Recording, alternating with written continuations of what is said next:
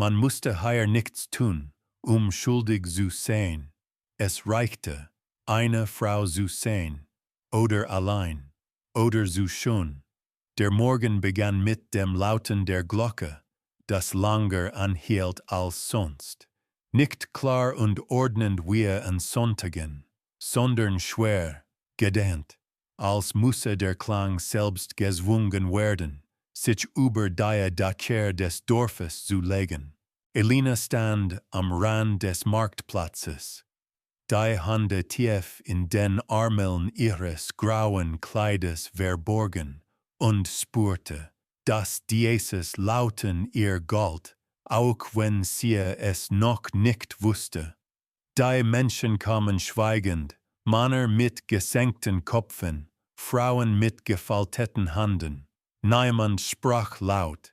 Es war der dritte solcher Morgen in diesem Jahr, so viele für ein Dorf dieser Größe, so viele noch an Zufall zu glauben. Vor der Kirche war ein Tisch aufgestellt worden, roh gezimmert, ohne Tuch, als wäre selbst das Zeichen von Würde hier überflüssig. Darauf lag ein Stapel grauer Stoffstreifen. Daneben ein Buch, dick und abgegriffen, der Ledereinband von unzähligen Händen geglättet. Der Pfarrer trat vor, seine Stimme war ruhig, fast sanft, getragen von jener Gewissheit, die keine Fragen zuließ.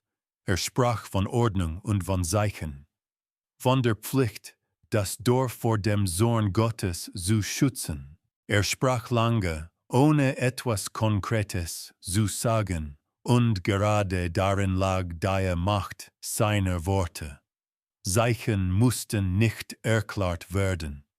Zeichen wurden erkannt. Elina hörte kaum zu. Sie kannte diese Sätze.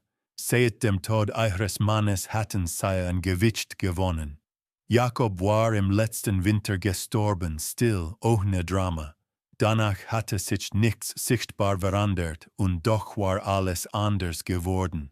Die Blicke der Männer waren langer geworden, prüfender, die der Frauen kürzer, abwehrend, als war Einsamkeit etwas, das man riechen konnte.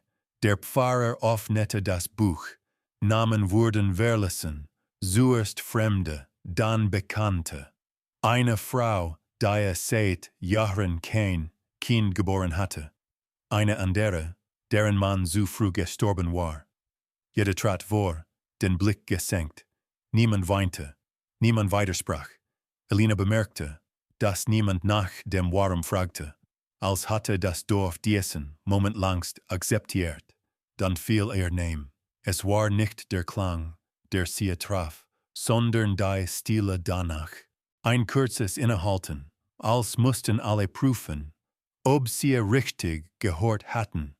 Elena trat vor. Ihre Schritte fühlten sich leicht an, fast losgelöst von ihr selbst. Für einen Augenblick dachte sie an den Tag, den sie am Morgen hatte stehen lassen, ob inzwischen aufgegangen war. Der Pfarrer sah sie an, ohne sie wirklich anzusehen. Elina, Witwe des Jakob, sagte mehr nicht, kein Vorwurf, keine Tat, nur diese Bezeichnung, Witwe, als war sie bereits eine Abweichung von der Ordnung. Es gibt Zeichen, fügte hinzu. Ein Mann der Ordnung trat vor und band ihr einen grauen Stoffstreifen den Arm. Der Stoff war rau, roch nach altem Leinen und etwas Metallischem. Zog fest zu. Elina suchte nicht. Sie blickte auf das Band. Grau, nicht schwarz, nicht weiß.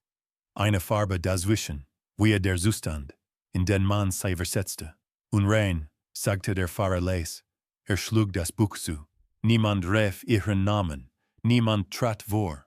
Ihre Nachbarin, mit der sie jahrelang Brot geteilt hatte, sah an ihr vorbei, als wäre Elina bereits nicht mehr da. In diesem Moment verstand Elina, dass die Markierung mehr war als ein Zeichen für die Männer der Ordnung. Sie war eine Erlaubnis, wegzusehen, zu schweigen. Sie wurden gesammelt, 5 an diesem Morgen. Am Rand des Platzes stand ein Wagen, verhangt mit dunklem Tuch. Keine Fenster, nur eine schmale Tür. Die Pferde scharrten unruhig. Elina wurde geführt, nicht grob, aber ohne jede Säugerlichkeit.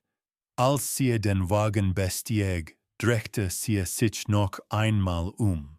Das Dorf lag da wie immer, die Kirche, der Brunnen, die Dächer, nichts hatte sich verändert, und doch war sie ausgeschlossen worden, ohne dass etwas geschehen war. Im Wagen war es dunkel, der Raum roch nach Holz, nach Angst, nach zu vielen Körpern auf zu engem Raum. Eine Frau begann leise zu beten, brach aber ab, als hatte selbst das Heer keinen Platz.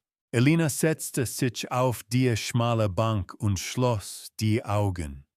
Sie dachte an Jakob, an seine Hände, an die Stille nach seinem Tod. Damals hatte sie geglaubt, das Schlimmste bereits erlebt zu haben. Der Wagen setzte sich in Bewegung, Zeit verlor ihre Bedeutung. Irgendwann sprach jemand neben ihr. Eine ruhige Stimme, unerwartet klar. Du atmest zu schnell, sagte sie, das macht schwindelig. Elina wandte den Kopf. Neben ihr saß eine Frau mit schmalem Gesicht. Ihre Augen waren geöffnet, aber sie blickten ins Leere. Ich sehe nichts, sagte die Frau, als hatte sie Elinas Frage erraten. Seit meiner Geburt. Warum? Elina brach ab, weil man gesagt hat, Gott habe mir das Licht genommen, antwortete die Frau, und weil manche Männer nicht gern angeschaut werden, wenn sie handeln. Elina schwieg, ich heiße Mara, fuhr die Frau fort, und wir fahren nicht zu einem Ort, von dem man zurückkehrt. Woher weißt du das? Fragte Elina leis. Mara lächelte kaum merklich, weil ich zuhöre. Und weil ich die Stimmen derer gehört habe, die dort waren. Der Wagen heilte an. Kalte Luft drang ein, vermischt mit einem Geruch, den Elina nicht kannte. Kein Weihrauch, kein Rauch, etwas Schweres, Metallisches, feucht wie Erde nach Regen. Stimmen draußen, Befehle, Schlüssel klirrten, sie steigen aus. Vor einen erhob sich ein Bau aus dunklem Stein. Kantig, zweckmäßig, keine Versierungen, kein Kreuz, nur Mauern, Tore, Wachtposten, Fackeln warfen unruhige Schatten. Ein Mann mit einem Schlüsselbund trat vor. Willkommen im Lager, sagte er. Nicht spottisch, nicht freundlich, nur sachlich. In diesem Moment begriff Elina, dass die Markierung auf ihrem Arm nicht das Ende gewesen war. Sie war der Anfang, und dass das Dorf, das sie zurückgelassen hatte, sie nicht vermissen würde. Denn Unreine, das wusste sie nun, hinterlassen keine Lücken. Der Wagen setzte sich weiter in Bewegung, kaum dass das Tor hinter ihnen geschlossen worden war. Elina hatte geglaubt, es würde einen Moment geben, ein Innehalten, vielleicht Befehle oder eine Zahlung. Stattdessen war alles effizient, beinahe routiniert, als hatte man diese Ankunft schon tausendfach geübt. Das Tor fiel ins Schloss, ein dumpfer Schlag, der nicht laut war, aber endgültig klang. Elina spürte, wie etwas in ihr darauf antwortete, als hatte sich auch in ihr eine Tür geschlossen. Sie wurden in einen langen, schmalen Raum geführt. Der Boden war aus Stein, glatt getreten von unzähligen Schritten. Die Luft war kalt, selbst durch das Tuch ihres Kleides hindurch. An den Wänden hingen Laternen, ihr Licht schwach, mehr dazu da, Schatten zu werfen als zu erhellen. Männer standen an den Seiten, schweigend, mit Blicken, die nicht neugierig waren, sondern prüfend. Elina senkte den Kopf. Nicht aus Scham, sondern aus Instinkt, aus Sehen. Das Wort fiel ohne Erklärung. Kleider wurden abgelegt, eines nach dem anderen, auf einen Haufen, der schnell wuchs. Elina zögerte einen Moment, dann tat sie es den anderen gleich. Sie spürte den Blick der Männer auf ihrer Haut, kalt und gleichgültig zugleich. Niemand sagte etwas. Niemand lachte, gerade das machte es schlimmer. Es war keine Demütigung aus Lust, sondern aus Ordnung. Sie wurden gewaschen, nicht sanft, Wasser, das brannte vor Kälte. Bürsten, die über Haut schabten, als müsse etwas Unsichtbares entfernt werden. Elina dachte an das Wort des Fahrers.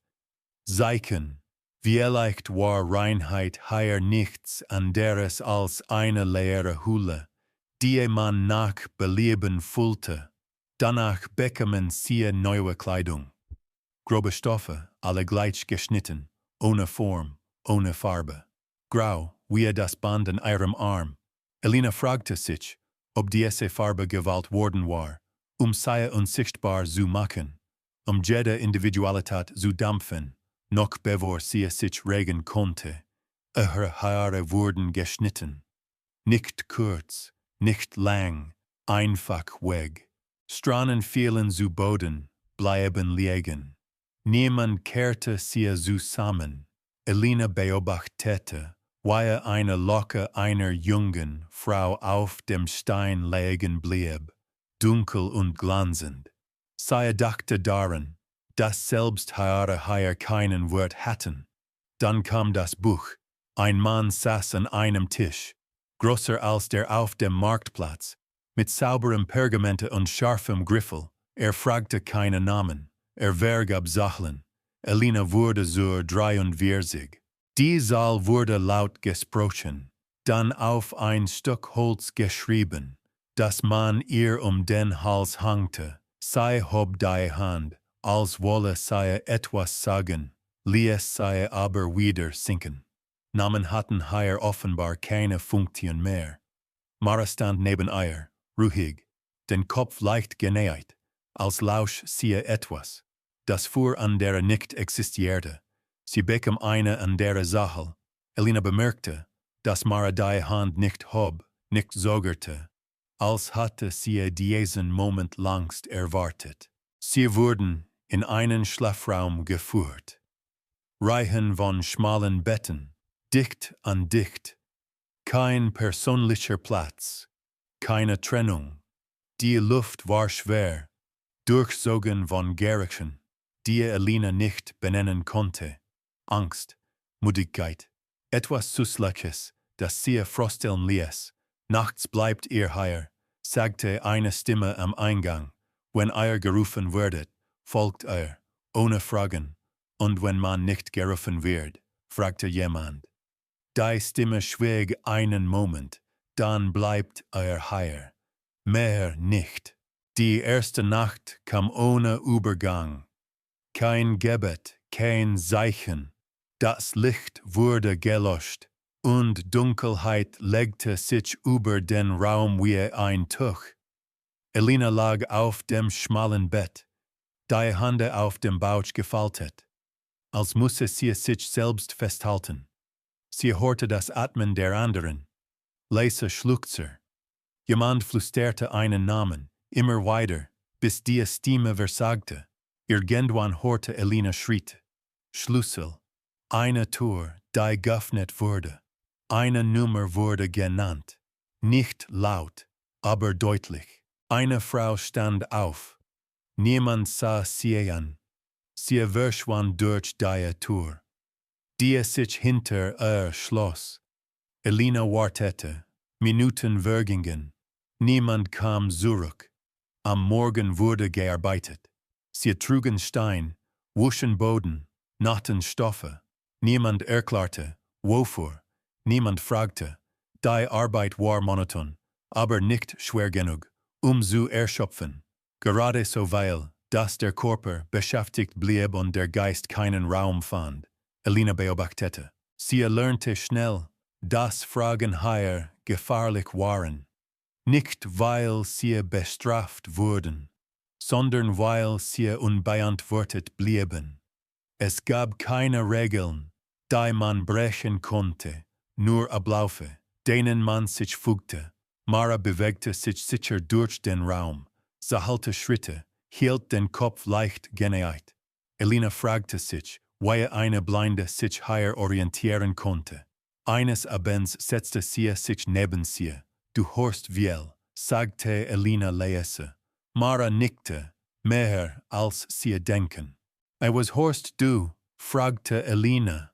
Mara schwieg einen Moment.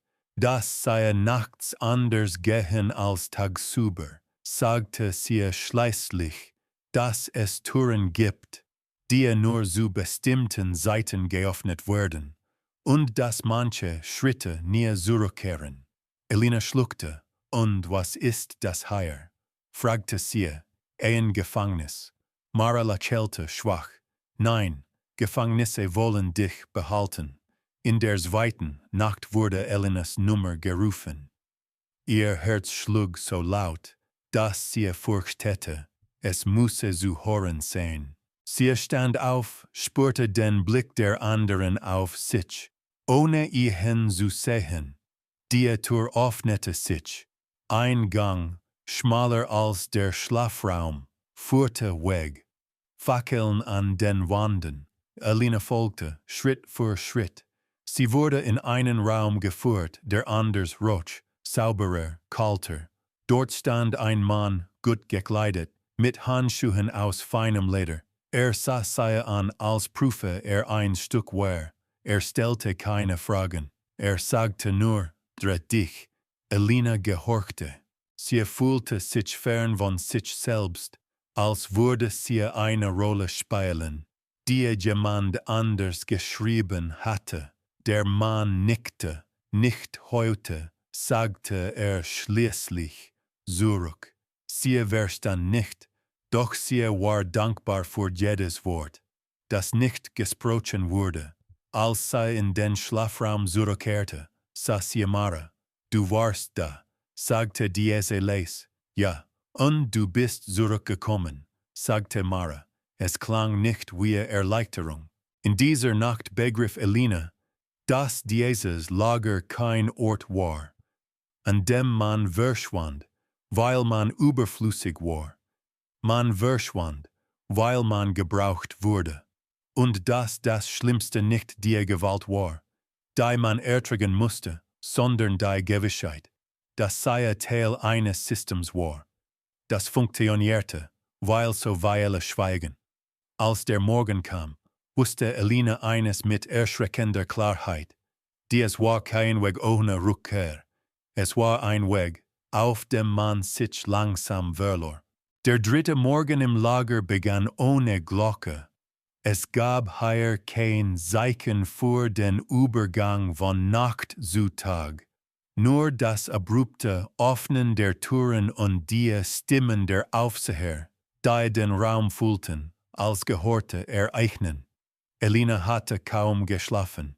Nicht, weil sie Schmerzen hatte, sondern weil ihr Körper sich geweigert hatte, in einen Zustand zu sinken, aus dem man überrascht werden konnte. Sie lag wach und sammelte Atemzüge, bis das Licht kam. Sie stellten sich auf, Nummern vor Namen, Körper vor Gesichtern. Der Mann mit dem Schlüsselbund ging die Reihe entlang. Sein Blick glitt über sie hinweg, ohne zu verweilen. Elina bemerkte, dass nicht prüfte, ob alle da waren. Prüfte, ob genug da waren.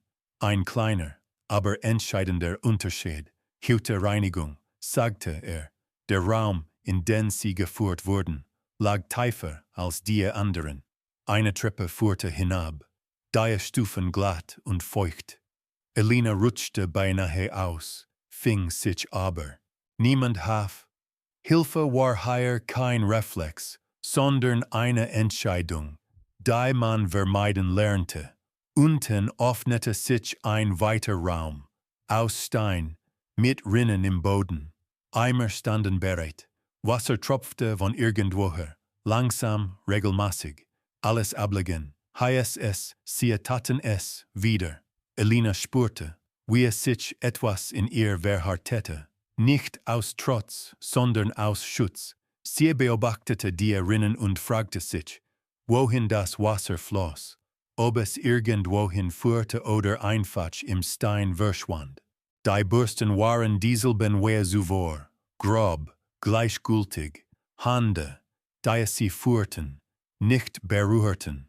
Elina hielt den Blick gesenkt, sahte die Bewegungen.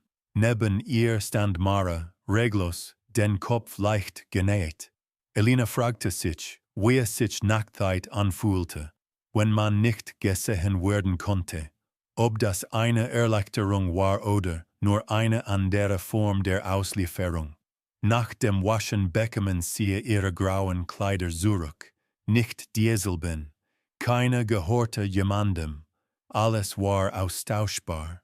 Elina dachte daran, wie sie früher ihre Kleidung gepflegt hatte, jeden Riss gekannt hatte. Hier gab es keine Risse, nur Abnutzung. Sie wurden getrennt, nicht zufällig, wie Elina schnell begriff. Die jüngeren Frauen auf die eine Seite, die älteren auf die andere. Elina blieb einen Moment stehen, unsicher, wohin sie gehörte. Ein Blick des Aufsehers entschied. Sie ging dorthin, wohin man sie schob.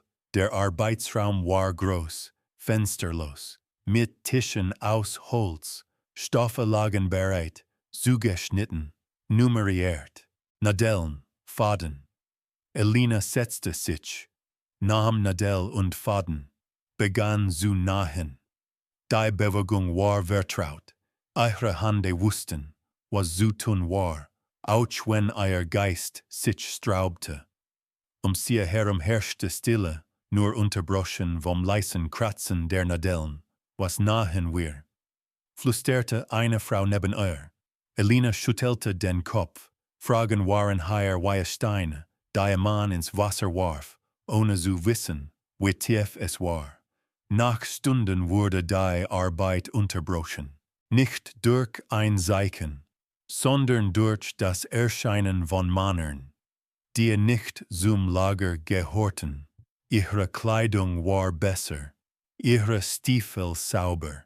Sie bewegten sich mit der Sicherheit von Menschen, die wussten, dass ihnen nichts geschehen würde. Sie sprachen leise miteinander, warfen Blicke auf die Frauen, als waren diese Teil der Einrichtung. Elina spürte, wie es sich ihr Magen zusammenzog. Dies waren nicht die Aufseher, dies waren Besucher. Der Mann mit dem Schlüsselbund trat hinzu, verbeugte sich leicht. Vereinbart, sagte er. Die Besucher nickten. Einer von ihnen blieb vor Elina stehen. Sagte nichts, sah sie nur an. Sein Blick wanderte über ihr Gesicht, ihren Hals, ihre Hände.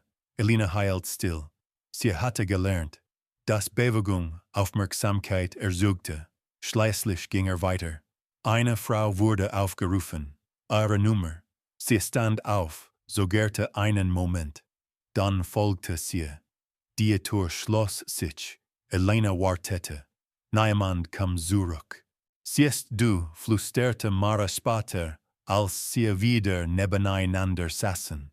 Es gibt Tage, an denen man arbeitet, und Tage, an denen man ausgewählt wird, und Tage, an denen man verschwindet, sagte Elina. Mara nickte, aber nicht sofort. Das war auffällig. Am Abend wurde das Essen ausgegeben. Dünne Suppe, ein Stück Brot. Elina aß langsam, zwang sich dazu. Hunger war ein Werkzeug. Sie würde ihm nicht erlauben, sie zu beherrschen. Sie herum herrschte ein leises Murmeln, kaum hörbar. Namen fielen. Zahlen, Erinnerungen an draußen, die mit jedem Erdsälen blasser wurden. In der Nacht hörte Elina die Schritte wieder. Schlüssel, Türen, eine Nummer nach der anderen. Sie hielt den Atem an. als ihre Nahe erreicht wurde. Der Aufseher sogerte, ging weiter. Rief Mara. Elina griff instinktiv nach ihrer Hand.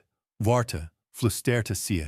Mara drückte ihre Finger kurz. Hör zu, sagte sie leise, nicht warten. Die Tür schloss sich hinter Mara. Elina lag wach.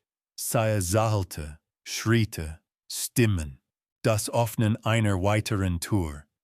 Seit dehente sich, wurde sah. Als die Tür zum Schlafraum sich weiter öffnete, setzte Elinas Herz einen Schlag aus. Mara kam zurück. Sie setzte sich langsam, atmete tief durch. Nicht heute, sagte sie, sie haben mich nur gehört. Gehört? Elina verstand nicht. Mara lächelte schief. Manche Männer glauben, eine blinde Kone Dinge sagen, die andere nicht sagen dürfen.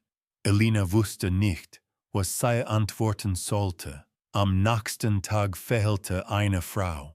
Ihr Bett war leer. Niemand sagte etwas. Ihre Nummer wurde nicht mehr aufgerufen. Elina bemerkte, dass der Platz schnell von einer anderen eingenommen wurde. Ordnung musste gewahrt bleiben. Am Nachmittag führte man Elina in einen anderen Raum. Dieser war kleiner, mit einem Tisch und einem Stuhl. An der Wand hing ein Spiegel. Sie hatte seit Tagen kein Spiegelbild gesehen. Der Anblick traf sie unerwartet hart. Ihr Gesicht war schmaler, die Augen größer. Sie sah älter aus oder leerer. Der Mann, der hereinkam, trug kein Zeichen der Ordnung.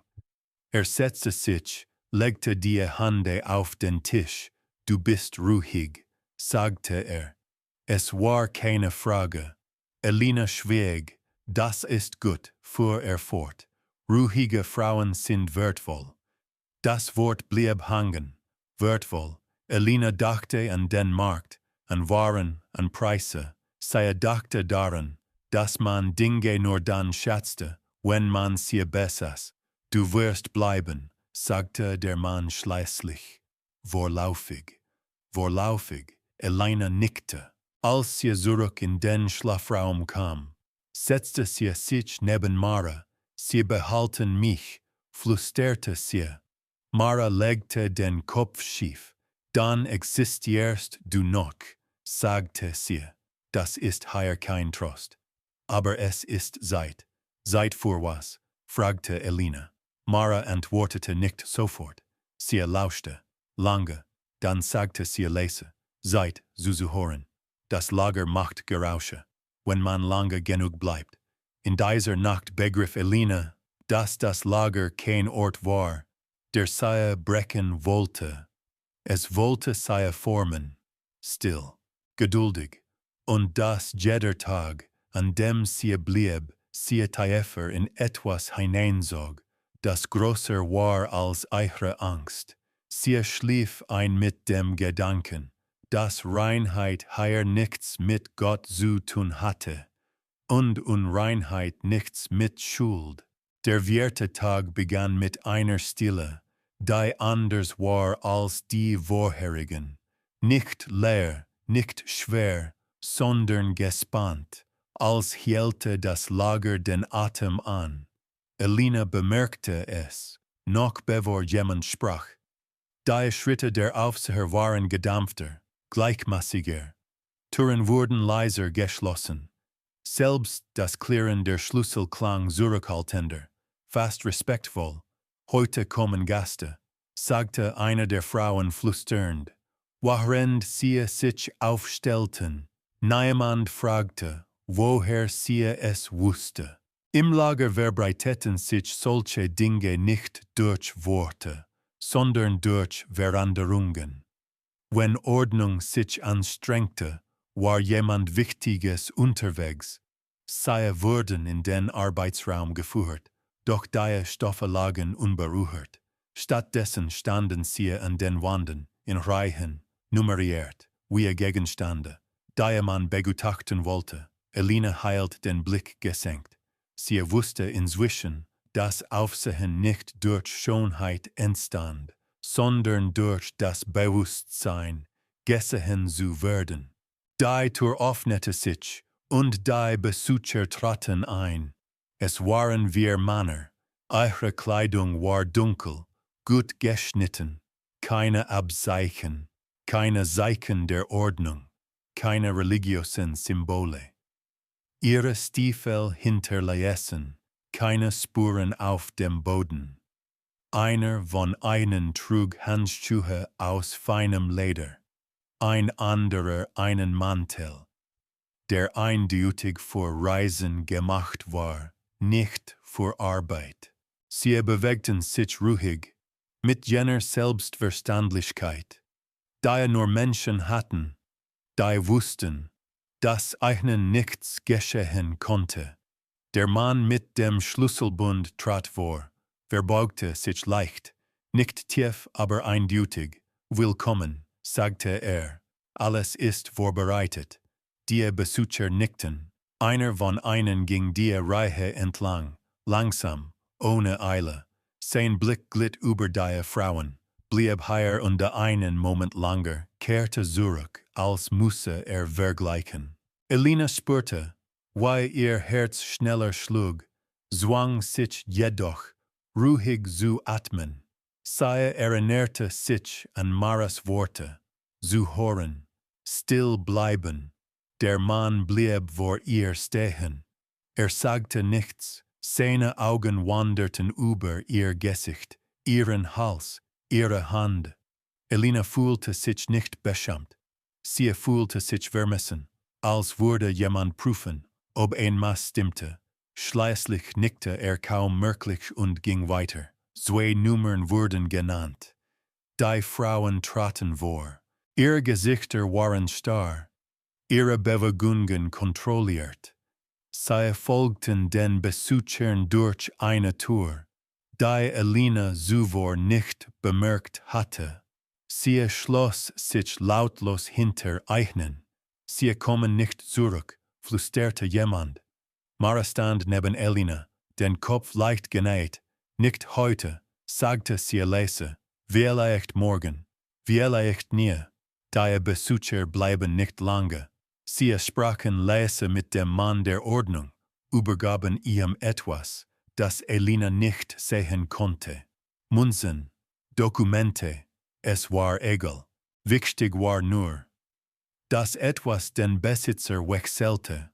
Als sie gingen, schloss sich die Tür hinter ihnen mit derselben Ruhe, mit der sie gekommen waren.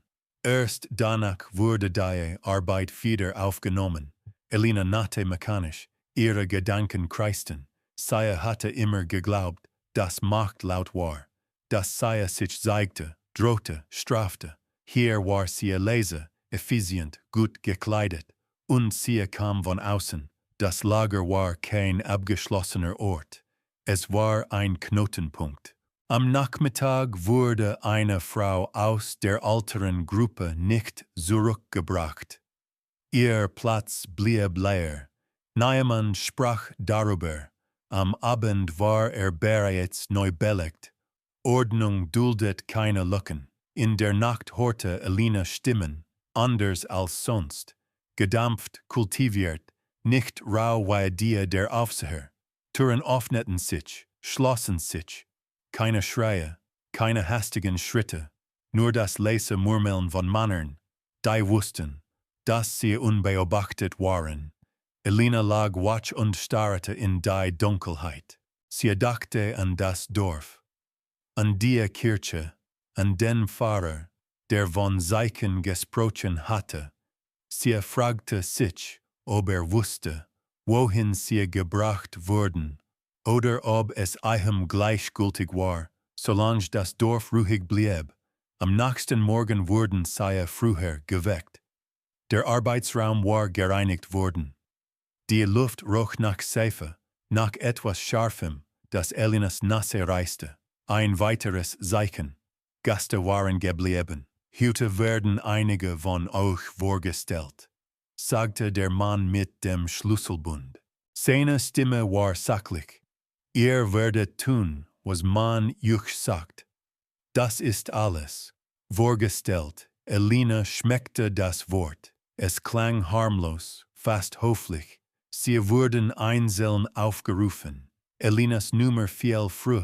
Ihr Herz setzte einen Schlag aus, doch sie stand auf, ging ohne zu zögern. Sie wurde in einen Raum geführt, den sie noch nicht kannte. Er war kleiner, warmer, mit einem Tisch, zwei Stühlen und einer Lampe, deren Licht gezielt auf sie gerichtet war. An der Wand hing ein Spiegel. Ein Mann saß bereits dort. Er war alter, sein Haar grau, sein Blick ruhig. Er lächelte leicht, als Elina eintrat. Setz dich, sagte er. Sie gehorchte. Du bist ruhig, sagte er nach einer Weile. Das ist gut. Elina schwieg. Weißt du, warum du hier bist? Fragte er. Sie schüttelte den Kopf. Er lehnte sich zurück. Man hat uns gesagt, du seist unrein. Das Wort traf sie harter als erwartet.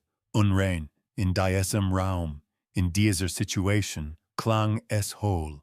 Was bedeutet das? Fragte sie leise. Der Mann lächelte. Das bedeutet, dass du niemandem gehorchst. Elina verstand. Wir schätzen Diskretion, fuhr er fort, und Dankbarkeit. Er stand auf, ging den Tisch herum, blieb vor ihr stehen. Er berührte sie nicht. Noch nicht. Du wirst heute bleiben, sagte er, wenn du dich fügst. Elina nickte, nicht aus Zustimmung, sondern weil sie wusste, dass Widerstand hier keine Sprache hatte. Als sie später zurückgeführt wurde, war es Mara, die sie zuerst bemerkte. Du hast lange gebraucht, sagte sie leise. Elina setzte sich neben sie, spürte, wie ihre Hände zitterten. Sie nennen sie Gäste, flüsterte sie.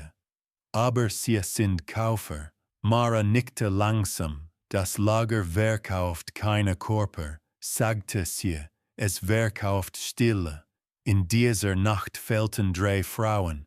Am Morgen war der Arbeitsraum wieder voll. Neue Nummern, neue Gesichter. Elina begriff, wie weit das Netz reichte. Dass das Lager nicht existierte, Frauen zu bestrafen, sondern etwas zu ermöglichen, das anderswo nicht offen geschehen dürfte. Es war kein Geheimnis im Sinne von verborgen. Es war ein Geheimnis, weil so viele davon profitierten. Als Elina am Abend neben Mara lag, flüsterte sie, wenn sie uns auswählen können sie uns auch austauschen. Mara schwieg lange, dann sagte sie, ja, und genau deshalb ist es kein Gefängnis. Was ist es dann? Fragte Elina. Mara lächelte traurig. Ein Markt. Und wer sind die Ware, die man nicht sehen will, solange sie funktioniert? Elina schloss die Augen. Sie wusste nun, dass das Lager nicht darauf wartete, sie zu brechen.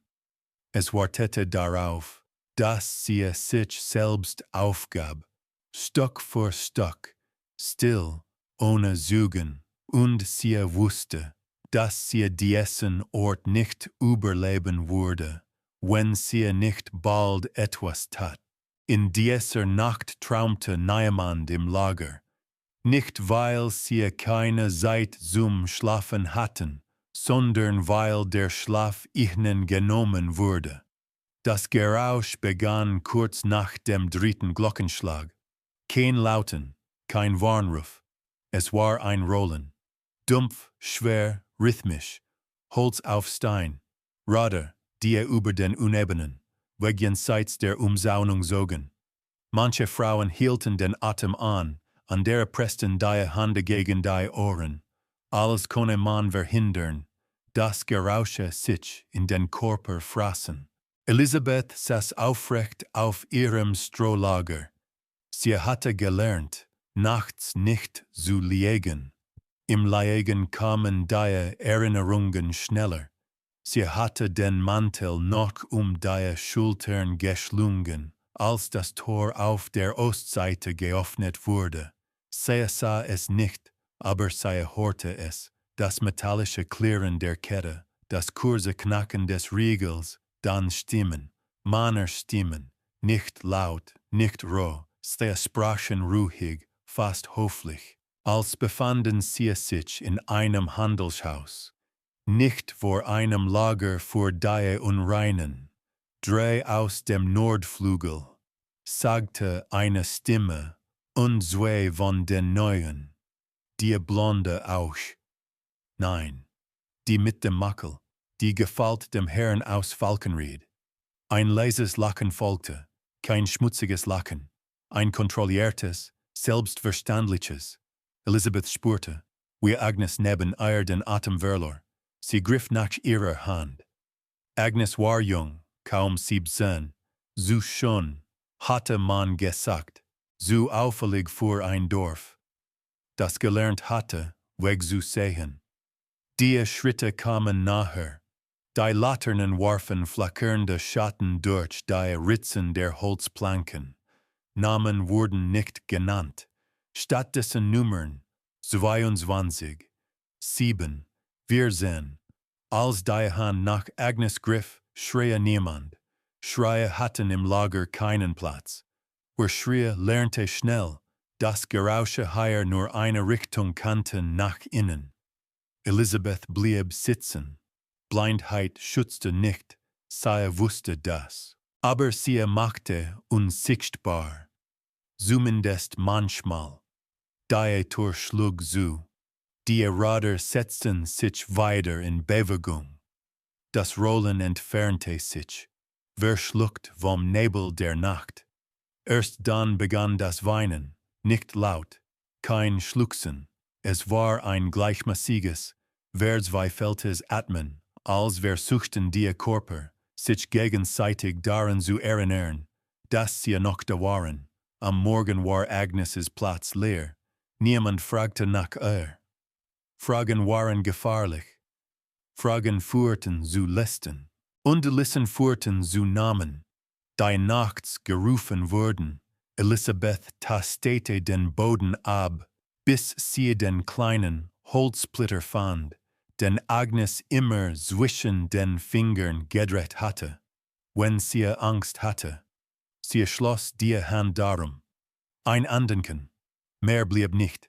Später, beim Wasserholen, hörte Elisabeth zum ersten Mal das Wort, das alles veränderte. Karawane, flüsterte eine Frau hinter ihr. Was? Sie nennen es Karawane. Die Herren kommen von weiter. Bezahlen gut. Elisabeth stellte den Eimer ab. Das Wasser schwappte über ihre Füße. Kalt, belebend. Wofür? Fragte sie. Die Frau zögerte. Dann, für das, was sie sich nehmen. An diesem Tag arbeitete Elisabeth langsamer als sonst. Sie hörte genauer hin.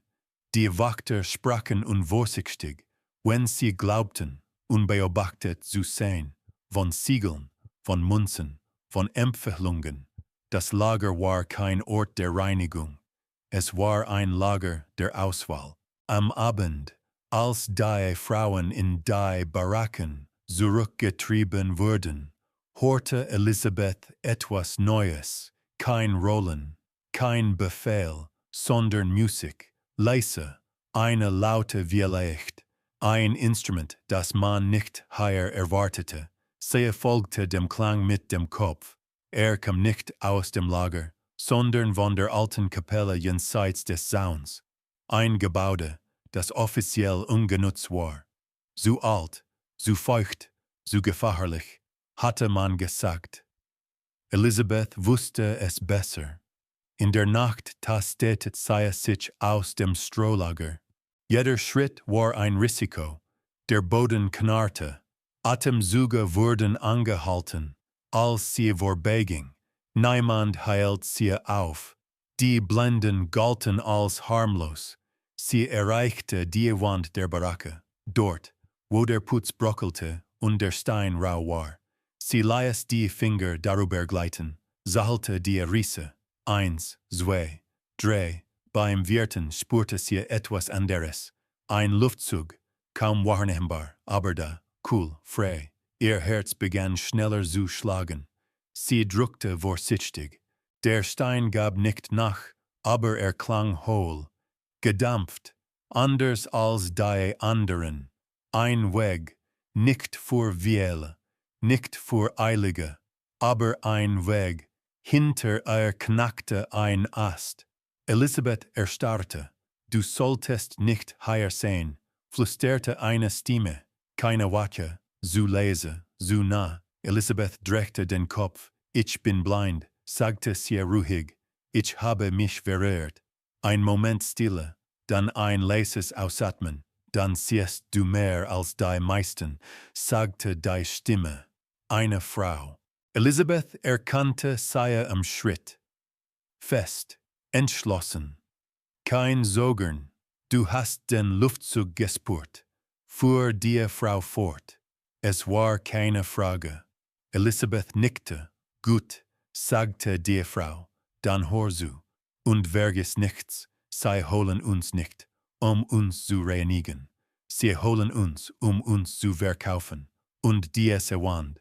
Sie legte Elisabeths Hand erneut auf den Stein. Ist der einzige Grund, warum ich noch hier bin. In der Ferne erklang weiter Musik, fröhlicher diesmal, geloster. Elisabeth zog die Hand zurück. Zum ersten Mal seit ihrer Ankunft im Lager verstand sie, warum man manche Frauen nicht tötete. Man brauchte sie lebend. Und zum ersten Mal wusste sie, Blindheit war kein Makel. Sie war der Schlüssel. Der Morgen roch nach feuchter Erde und Angst. Elisabeth wusste, dass etwas geschehen würde, noch bevor die Glocke schlug, nicht weil sie es hörte, sondern weil das Lager anders atmete, so still, so geordnet. Die Frauen bewegten sich langsamer, als hatte jede von ihnen in der Nacht denselben Traum gehabt, einen Traum von einem offenen Weg, der sich beim Erwachen weiter schloss. Die Frau von der Wand saß ihr gegenüber. Ihr Name war Martha. Sie hatte es erst im Flüstern gesagt, als Namen noch Bedeutung hatten. Der Luftzug ist stärker, wenn der Wind aus dem Tal kommt, murmelte Martha, während sie so tat, als würde sie die Körbe sortieren. Heute Nacht, Elisabeth nickte kaum merklich. Hoffnung war gefährlich. Sie dürfte nicht gesehen werden. Den ganzen Tag über beobachteten sie die Abläufe, die Wege der Wächter, die Pausen, die Zeiten, in denen die Laternen neu entzündet wurden und für kurze Momente Dunkelheit herrschte. Martha hatte gesallt. Elisabeth hatte zugehört. Zusammen ergab es ein Bild. Ein schlechtes Bild. Aber das einzige, wir sind zu viele, flüsterte eine andere Frau, an deren Hände ständig zitterten. Sie würden es merken. Nicht viele, korrigierte Martha, nur die nicht fehlen. Elisabeth wusste, was das bedeutete. Die Unauffälligen, die Alten, die nach denen niemand fragte. Freiheit war kein Recht, sie war eine Auswahl. Als die Nacht kam sie schnell. Der Himmel war wolkenlos, der Mond scharf wie ein Messer. Schlechte Bedingungen. Aber es gab kein Morgen. Morgen kamen weiter die Räder. Sie bewegten sich einzeln. Kein Rennen, kein Hast. Jeder Schritt war ein Gebet ohne Gott. Elisabeth tastete die Wand entlang, bis sie den Stein fand, den hohlen Klang, den Luftzug. Martha setzte das Werkzeug an. Ein flacher Metallkeil, irgendwo gestohlen. Sie drückte, einmal, zweimal, der Stein bewegte sich, kaum, aber genug, ein Spalt. Elisabeth spürte den Wind auf ihrem Gesicht. Frei, unverstellt, nicht gefiltert durch Angst. Dann hörte sie es. Das falsche Geräusch. Kein Knacken, kein Ruf, sondern das tiefe, zufriedene Schnauben eines Mannes, der gefunden hatte, was suchte, was haben wir denn hier? Die Laterne ging an, Licht explodierte im Raum, Schreie diesmal doch, kurz, abgeschnitten. Martha drehte sich schneller als Elisabeth es erwartet hatte, stieß den Keil in den Spalt, als wohl sie der Wand befehlen, sich zu öffnen. Ein Wächter griff nach ihr. Sie riss sich los, schlug zu. Ein dumpfer Aufprall. Knochen auf Holz. Ein weiterer Mann. Dann noch einer. Elisabeth stand still. Bewegung war jetzt der Tod. Blind, fragte eine Stimme spottisch. Dann hat sie alles gehört. Jemand packte sie am Arm, so fest, sie spürte, wie Haut nachgab. Dir hier auch, sagte der Mann. Dir kommt mit. Martha schrie ihren Namen. Nicht laut, nicht panisch, es war ein Befehl. Vergiss nicht den Stein, rief sie, vergiss den Wind. Dann wurde Martha zu Boden geschlagen. Elisabeth hörte das Gerausch. Sie wurde es nie vergessen. Es war kein einzelner Schlag. Es war Wiederholung, systematisch, bis etwas in Martha aufhörte, Widerstand zu leisten. Am nächsten Morgen hing Martha am Pfahl, nicht tot, noch nicht. Die Frauen mussten vorbeigen, eine nach der anderen, sehen, was geschah, wenn Mauern antworteten. Elisabeth stand zuletzt. Sie hörte Marthas Atem, flach, zerbrochen. Es tut mir leid, flüsterte Elisabeth, so leise, dass nur Martha es hören konnte. Martha lächelte, Elisabeth hörte es. Ein Zittern in den Mundwinkeln. Jetzt weißt du, dass es stimmt, hauchte sie. Sie töten uns nicht. Sie brechen uns. Dann sagt jemand Elisabeth weiter. An diesem Tag wurde das Lager verandert. Mehr Wächter, weniger Dunkelheit. Die Kapelle wurde geöffnet. Nicht für Gebete. Am Abend rollten die Wagen wieder. Mehr als sonst. Elisabeth saß allein. Agnes' Platz. Marthas Stimme im Kopf. Der Wind in ihrer Erinnerung. Blindheit bedeutete, nicht sehen zu müssen. Aber sie hatte gehört. Und sie wusste jetzt, was der Preis war. Nicht Freiheit. Zeit zu hören. Zeit zu lernen. Zeit einen Weg zu finden, der nicht durch Mauern führte. Als die Glocke schlug, legte Elisabeth die Hand auf den Boden. Der Wind war noch da, schwacher, aber da. Nach Martha sprach niemand mehr vom Entkommen. Nicht laut, nicht einmal im Flüstern. Das Lager hatte gelernt, was es bedeutete, wenn Hoffnung einen Namen bekam. Namen waren gefährlich. Namen ließen sich bestrafen. Elisabeth bewegte sich wie zuvor. Sie tat nichts anders, sagte nichts Neues. Genau das machte sie unsichtbar. Die Wächter sahen durch sie hindurch, als wäre sie Teil der Wand geworden, die sie so sorgfältig bewachten. Blindheit war nun offiziell, und offiziell bedeutete sicher. Sie begann zu zählen. Nicht die Tage, die Gerausche. Schritte unterschieden sich. Nicht jeder Mann ging gleich. Manche zogen den linken Fuß nach. Andere hielten den Atem an, wenn sie lachten. Elisabeth hörte, wer betrunken war, wer müde, wer wütend. Sie hörte Munsen klimpern, Siegel brechen, Stoff rascheln, wenn teure Mantel getragen wurden. Die Herren sprachen anders als die Wächter, ihre Stimmen waren weich, geübt. Sie benutzten Worte wie Auswahl, Qualität, Empfehlung, nie Frauen. Die Kapelle war jetzt belebt. Nicht mit Gesang, sondern mit Vereinbarungen. Elisabeth wurde dorthin gebracht, Wasser zu tragen. Man vergaß sie, und vergessen war ein Geschenk. Hinter dem Altar hörte sie das Kratzen von Federkielen. Listen, Namen, Herkunft, Vermerke. Die aus dem Südflügel, sagte jemand. Die mit den ruhigen Augen. Die kostet mehr. Sie ist still, die Herren mogen das. Elisabeth merkte sich die Stimmen, ordnete sie. Der Mann mit dem scharfen Atem kam jeden dritten Tag. Der mit dem schweren Ring nur bei Neumond. Sie begann, die anderen Frauen zu warnen. Nicht direkt, Warnungen waren verdächtig. Sie sagte Sätze wie, heute Nacht ist es kalt, oder der Mond steht tief, oder trink nicht zu viel Wasser. Manche verstanden, manche nicht, manche verschwanden trotzdem. Eine Frau namens Clara verstand sehr schnell. Sie hatte früher mit Zahlen gearbeitet, bevor man sie als unrein erklärt hatte.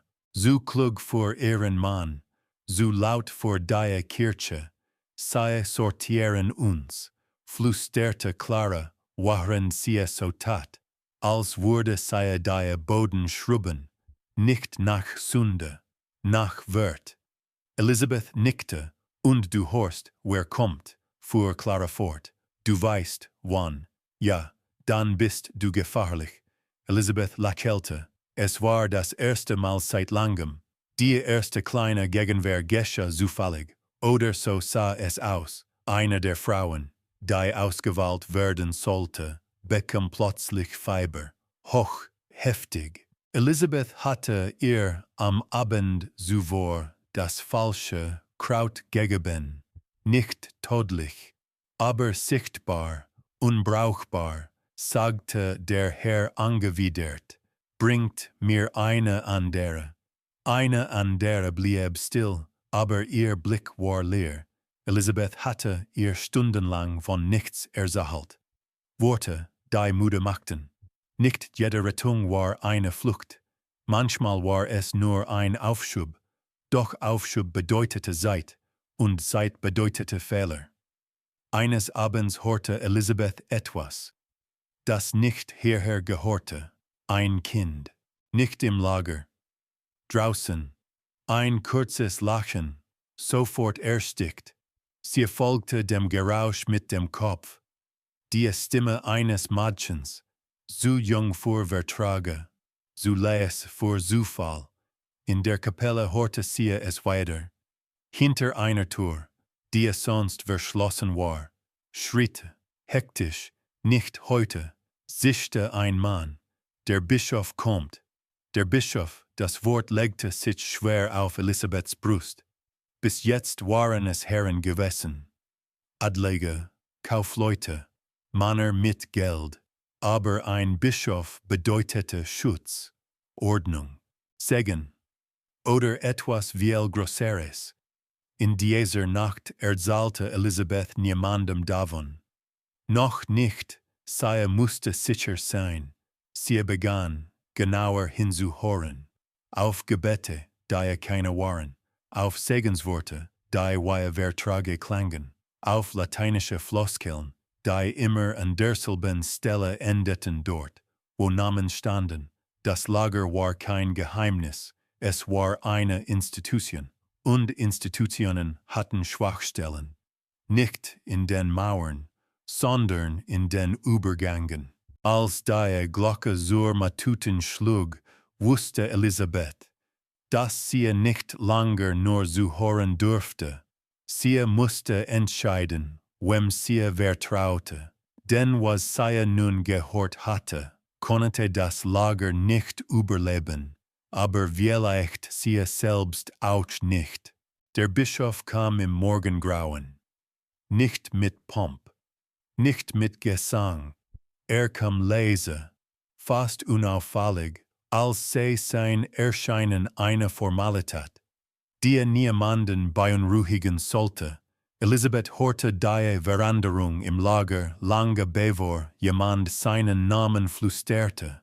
Die Schritte der Wächter wurden gerader, die Stimmen gedämpfter, Munsen klangen nicht mehr offen, sondern verschwanden in Stoff. Ein Mann, der Ordnung brachte, oder Ordnung versprach.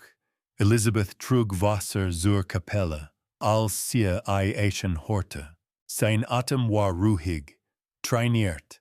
Er sprach langsam, wählte seine Worte wie ein Handler, der genau wusste, was sie wert waren, Wir müssen vorsichtig sein, sagte er, nicht wegen der Frauen, wegen der Gerüchte. Ein anderer Mann lachte leise, Gerüchte brauchen Augen oder Ohren, entgegnete der Bischof. Und davon gibt es hier so viele. Elisabeth senkte den Kopf, blind, harmlos. Hinter dem Altar wurde eine Tür geöffnet.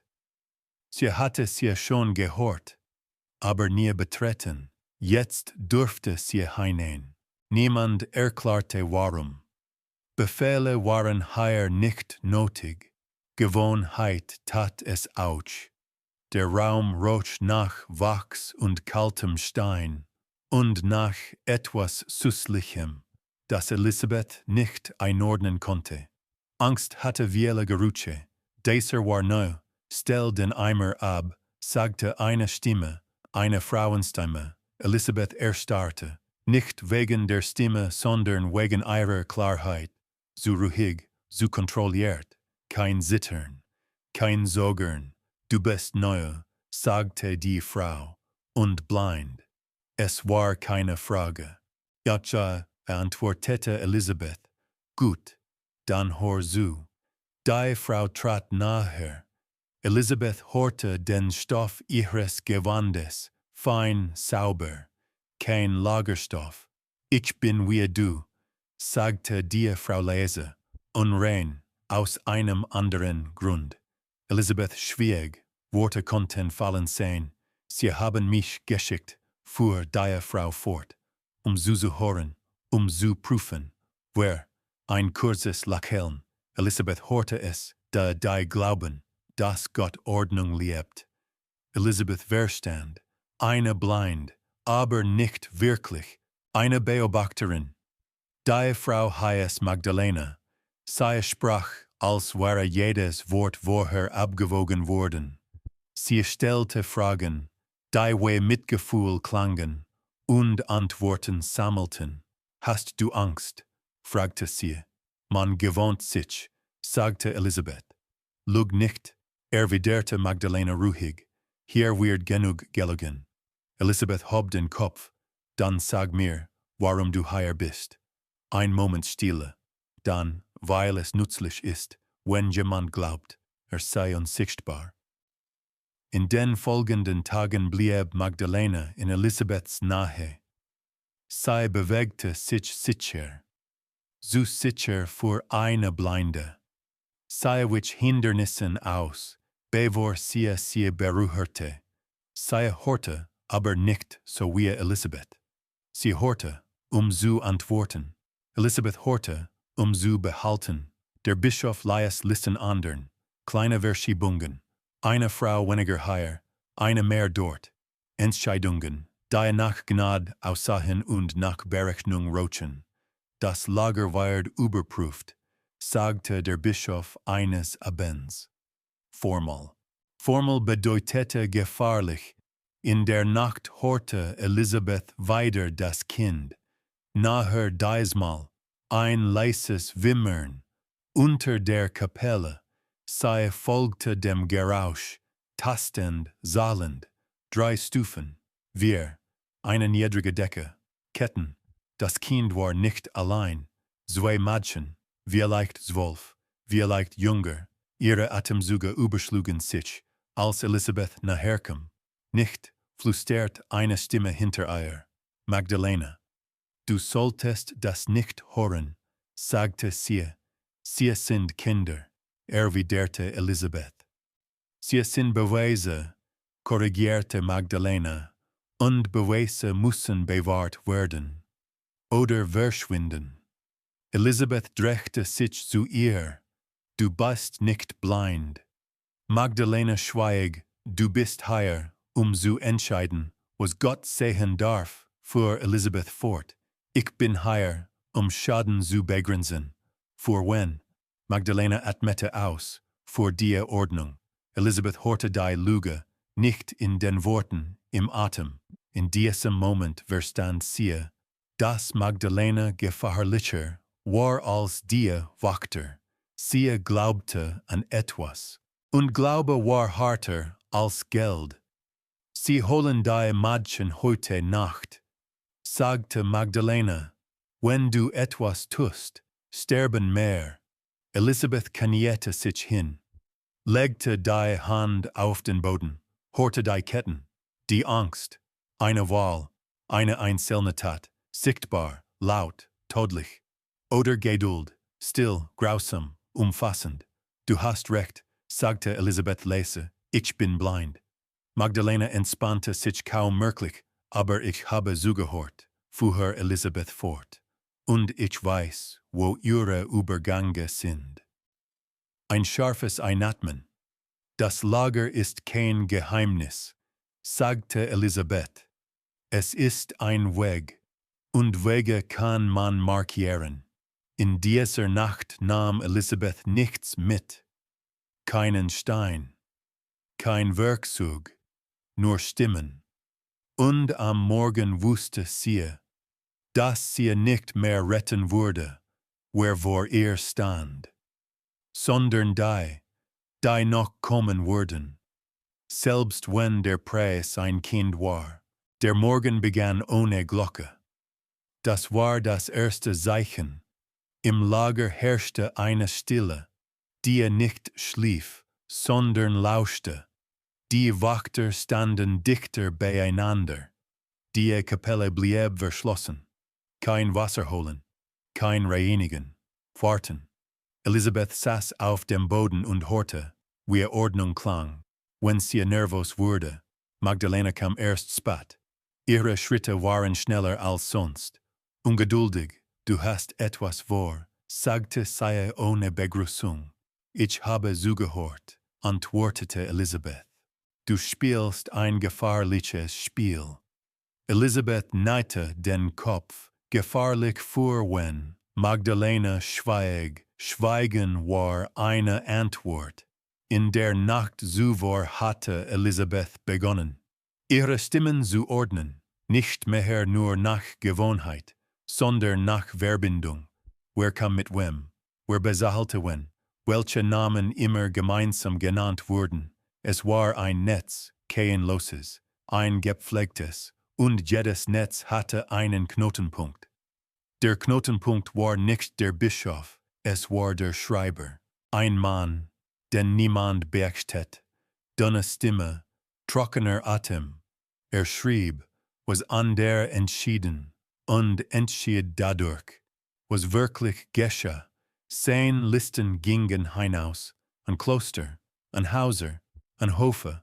Elisabeth wusste, wann er schrieb.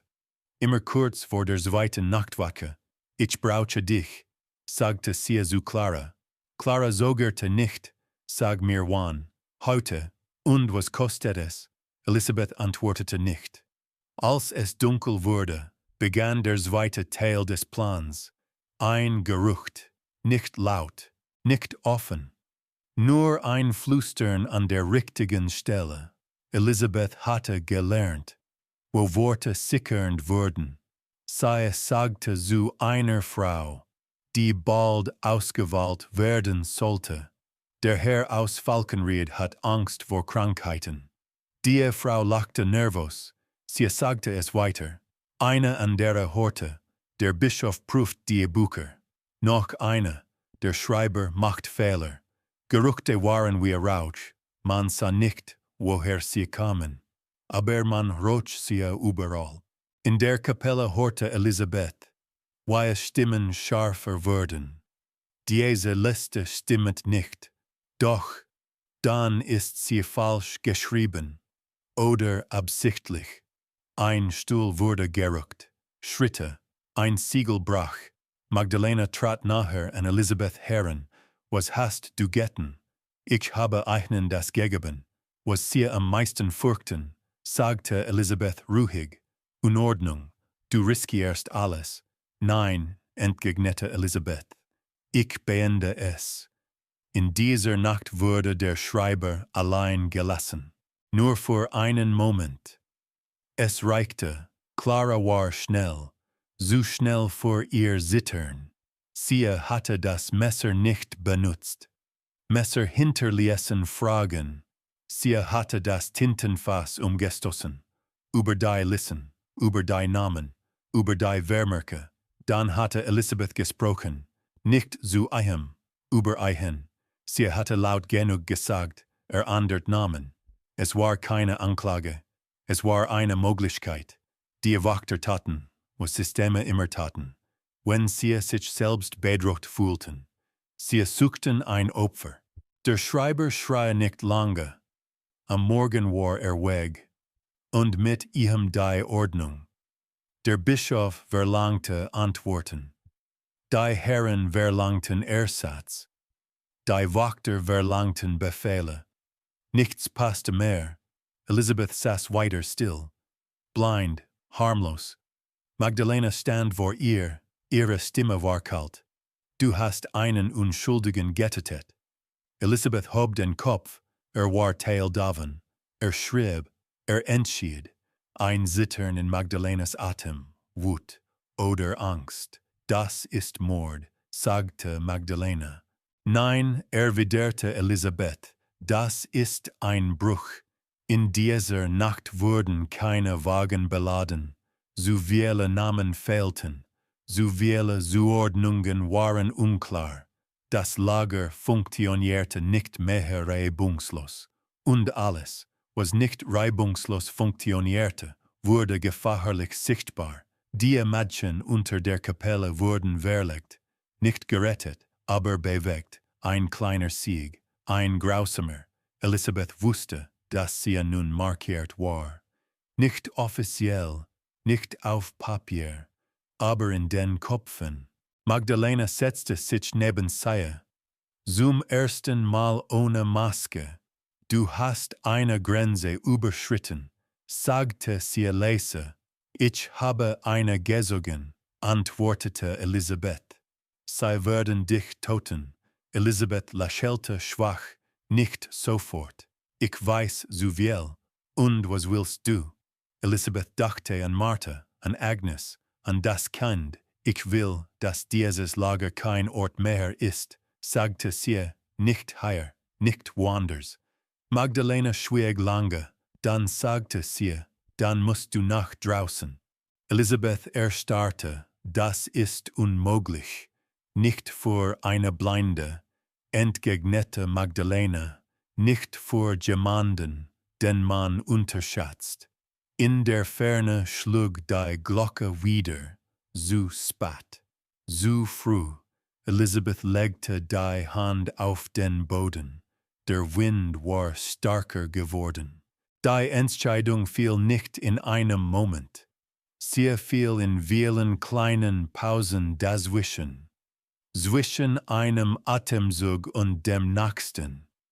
Zwischen dem Geräusch eines Schrittes und dem Schweigen danach. Elisabeth wusste, dass jede Sekunde, die es ihr blieb, das Netz enger sog. Nicht, weil man sie verdächtigte, sondern weil man sie brauchte. Magdalena kam in der Dämmerung, ohne Gewand, ohne Zeichen, nur eine Frau im Schatten.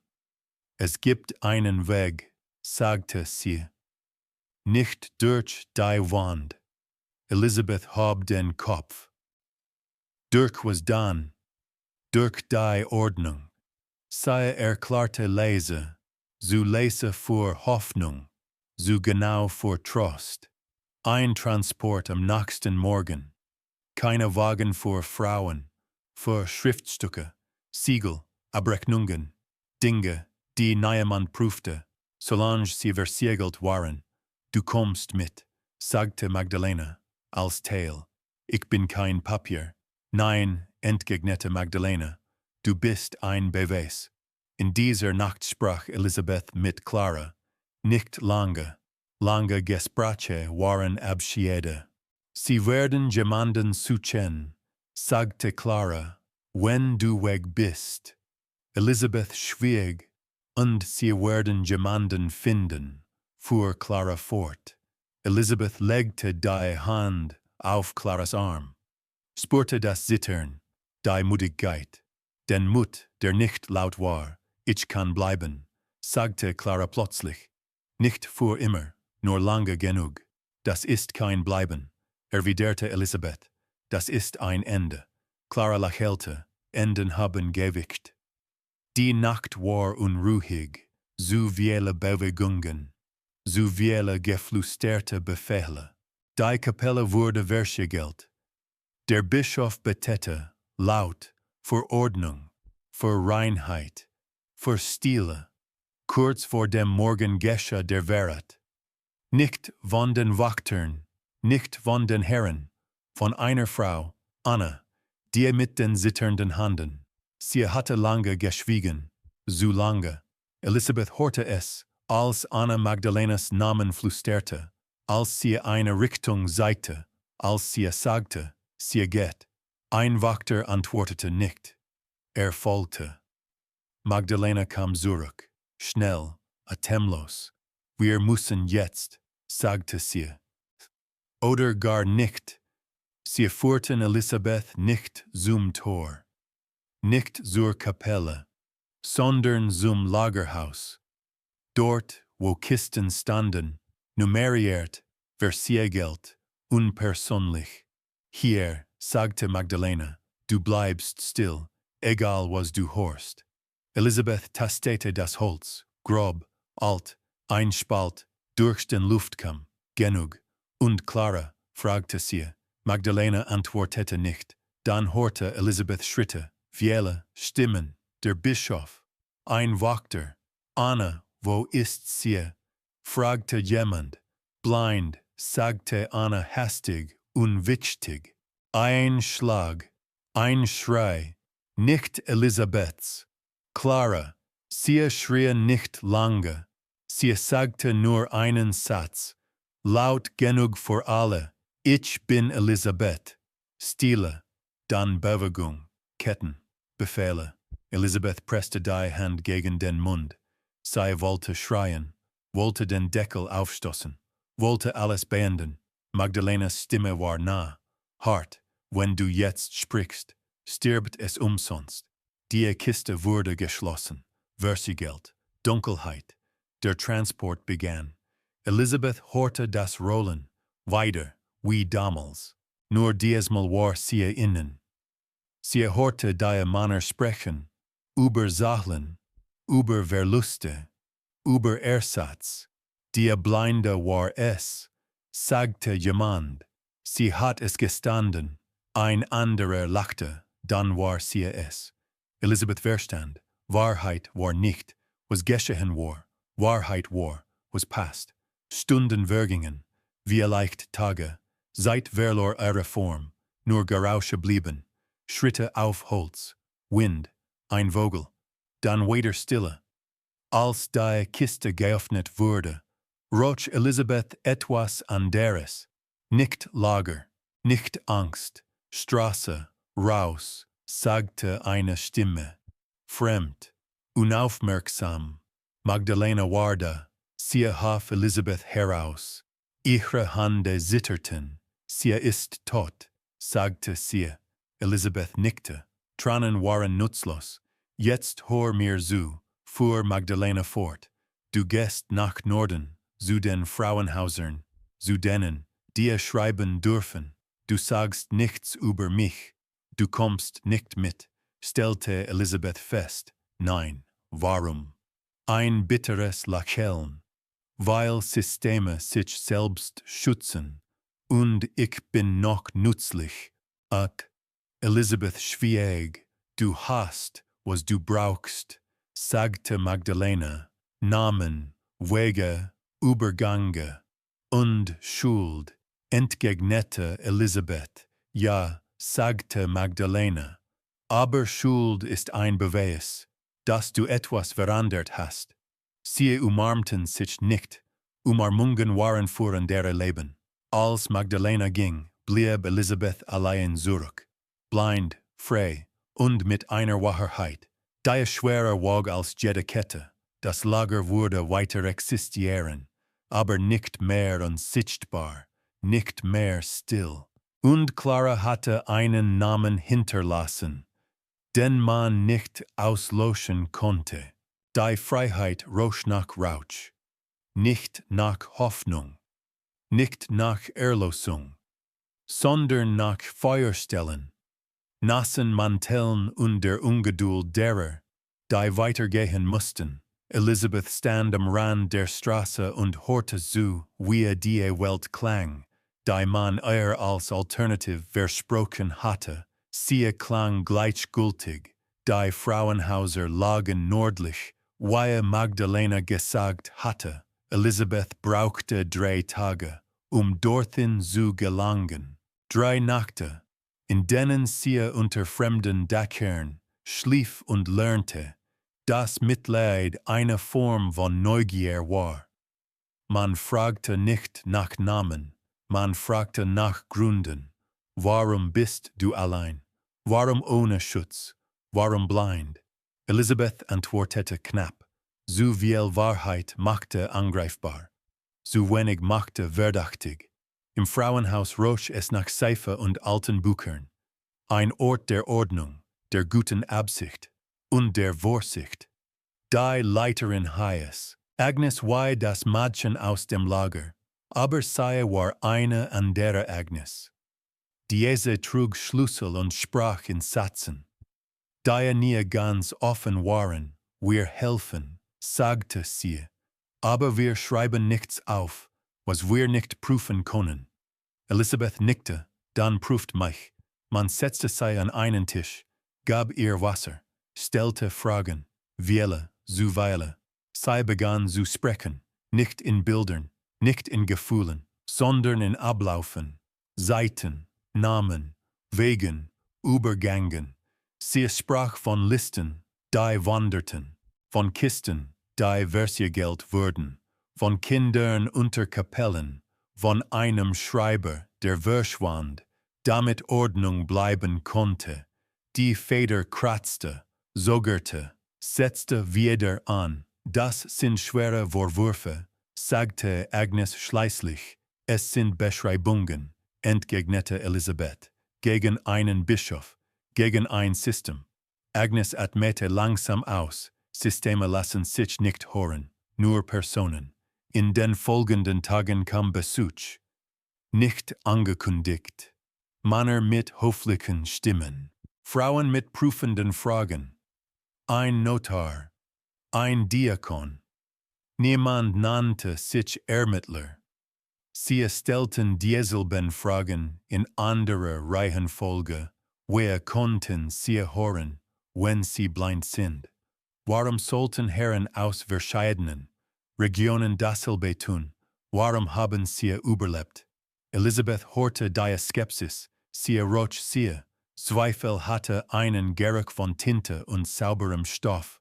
Vielleicht, sagte jemand leise, haben sie Dinge miteinander verbunden, die nicht zusammengehören.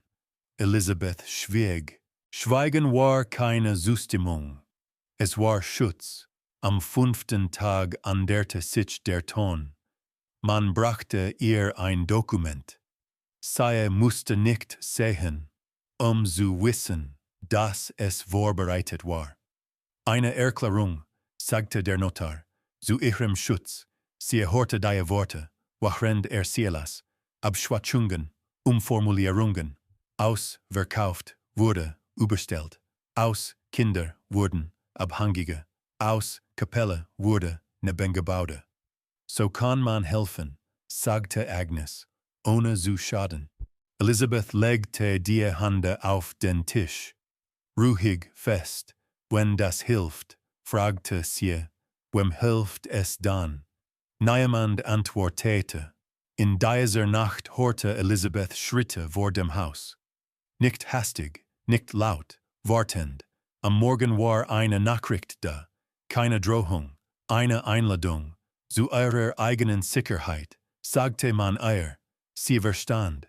Sicherheit bedeutete Stillsein.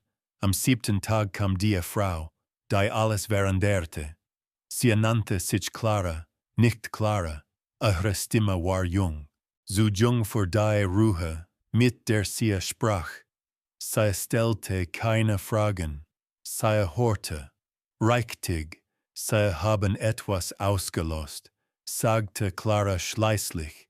Nicht hier, draußen. Elisabeth wandte den Kopf. Was? Bewegung, antwortete Clara. Und Wut.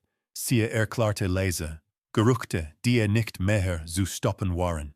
Namen, die in falschen Mundern kursierten, Händler, die plötzlich Verträge verloren, ein Kloster, das Salungen zurückhielt, kleine Risse, sie würden sie finden, sagte Clara, nicht sie zu widerlegen, sie zu benutzen. Und du? Fragte Elisabeth. Ich schreibe, sagte Clara, nicht offiziell. Sie bot Elisabeth einen Ort an, kein Schutzhaus, kein Amt, eine Reise, weiter nach Norden, zu Städten, in denen Worte schneller liefen als Wagen. Eure Geschichte wird sich verändern, warnte Clara. Andere würden sie erzählen, falsch, zu eurem Vorteil, dann soll meine Stimme dabei sein, entgegnete Elisabeth. In der Nacht, bevor sie aufbrachen, hörte Elisabeth, weil jemand im Frauenhaus betete, nicht zu Gott, zur Ordnung, zum Frieden. Am Morgen war Agnes freundlich. So freundlich, gehen Sie vorsichtig, sagte sie, und denken Sie daran, manchmal ist Vergessen eine Form von Gnade. Elisabeth lächelte nicht, auf der Straße hörte sie wieder den Wind, stärker als früher, freier, doch dann hörte sie etwas anderes, Schritte, die ihr folgten, nicht nah, nicht fern, geduldig, die Jagd hatte begonnen. Und zum ersten Mal verstand Elisabeth, dass das Lager nicht hinter ihr lag. Es war vor ihr, überall dort, wo Menschen entschieden, was geglaubt werden dürfte. Die Stadt empfing Elisabeth mit Lärm, nicht mit Schutz, Märkte schreien, Wagen ratterten, Glocken lauteten, als hatten sie immer schon gewusst, wie man alles übertont. Clara ging neben ihr, einen halben Schritt voraus, nicht führend, nur sichtbar genug, den Blicken ein Ziel zu geben. Hier verlieren sich Stimmen, sagte Clara leise, aber manche bleiben hängen. Elisabeth nickte, sie hatte gelernt, dass Orte nicht retteten, nur Menschen taten es. Und Menschen waren wechselhaft, sie wurden erwartet. Nicht offiziell, nicht angekündigt, aber vorbereitet. Ein Raum im Obergeschoss eines Hauses, das nach Tinte und trockenem Holz roch. 3 Männer, eine Frau, alle mit ruhigen Stimmen, alle mit Interesse. Wir danken Ihnen für euren Mut, sagte der Älteste. Eure Geschichte, sie bewegt. Elisabeth hörte das Wort. Bewegt, nicht bestätigt, nicht geglaubt. Ich erzähle keine Geschichte, sagte sie. Ich beschreibe. Man bat sie zu sprechen. Weiter, noch einmal, immer wieder, jedes Mal mit kleinen Unterbrechungen, mit Rückfragen, mit vorsichtigen Korrekturen. Sind Sie sicher, dass es Kinder waren? Konnte es sein, dass sie sich in der Zeit geirrt haben? Vielleicht war der Bischof nicht informiert. Elisabeth spürte, weil ihre Worte sich veränderten, noch während sie gesprochen wurden, wie sie weich wurden, vertraglich. Am 3. Tag lag ein Text vor, nicht ihr Text, so wird man eignen zu hören, sagte die Frau freundlich, so bleibt es glaubwürdig. Elisabeth tastete das Papier, spürte die glatten Ränder, die Ordnung, und wenn ich das nicht will, fragte sie. Stille, dann sagte der Älteste, dann wird man einen gar nicht zu hören. In dieser Nacht saß Elisabeth allein am Fenster. Sie hörte die Stadt atmen, frei, gleichgültig. Sie dachte an Clara, an Martha, an Agnes, an das Kind unter der Kapelle, dessen Name nie geschrieben worden war. Am Morgen unterschrieb sie, nicht mit ihrem Namen, mit einem Zeichen. Ein kleiner Bruch im Papier, den nur jemand ertasten konnte. Der Text wurde verbreitet, gelesen, zitiert, diskutiert. Löste etwas aus, Untersuchungen, Versorgerungen, Umstrukturierungen. Der Bischof wurde versetzt, nicht angeklagt. Das Lager wurde geschlossen. Offiziell. Man nannte es einen Verwaltungsfehler. Einige Frauen wurden freigelassen. Andere verlegt. Niemand sprach von Verkauf. Niemand von Kindern. Die Welt atmete auf. Elisabeth nicht. Wochen später hörte sie die Schritte weiter. Diesmal nicht lauernd. Offen. Magdalena stand vor ihr. Nicht im Gewand. Nicht in Ordnung. Nur eine Frau mit müden Schultern. Du hast es getan, sagte sie. Nein, entgegnete Elisabeth. Ich habe es verschoben. Magdalena setzte sich. Das Lager existiert nicht mehr. Doch, sagte Elisabeth, es hat nur einen anderen Namen. Magdalena schwieg. Dann, sie werden dich in Ruhe lassen.